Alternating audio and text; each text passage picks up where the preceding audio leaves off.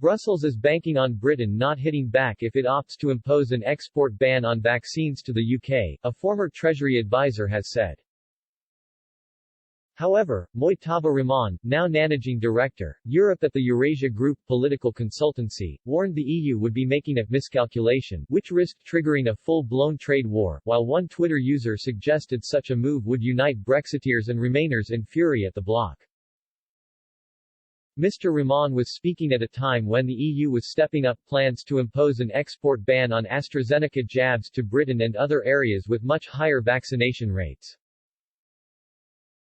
Currently more than 50% of Britons have received at least one jab, compared with just 10% for the continent. Mr. Rahman tweeted, "Dominant view in BXL, Brussels, is that Govt won't retaliate if EU implements an export ban. If we end up in a tit-for-tat trade war, it will be because of this EU miscalculation." His post attracted a mixed response from fellow social media users. Jacob Kierkegaard, a senior fellow at Germany's Peterson Institute, replied, "If as a firm decides to deliver Halleck's supply to EU, while the EU refrains from a general export ban, not touching Pfizer, what precisely will UK Govt do?" However, Peter Taylor-Smith said, "It would be naive of them to think that the UK government would not feel compelled to respond.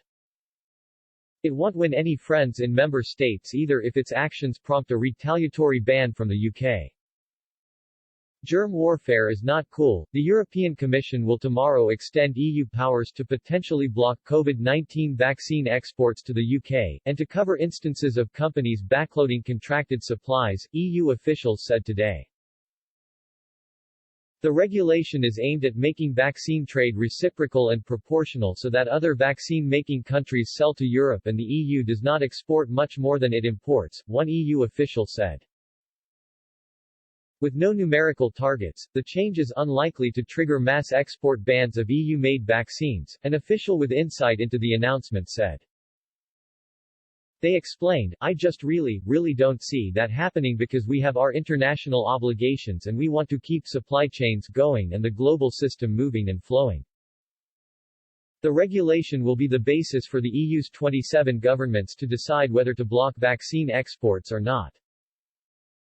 Speaking today, UK Prime Minister Boris Johnson said Britain did not believe in imposing vaccine blockades.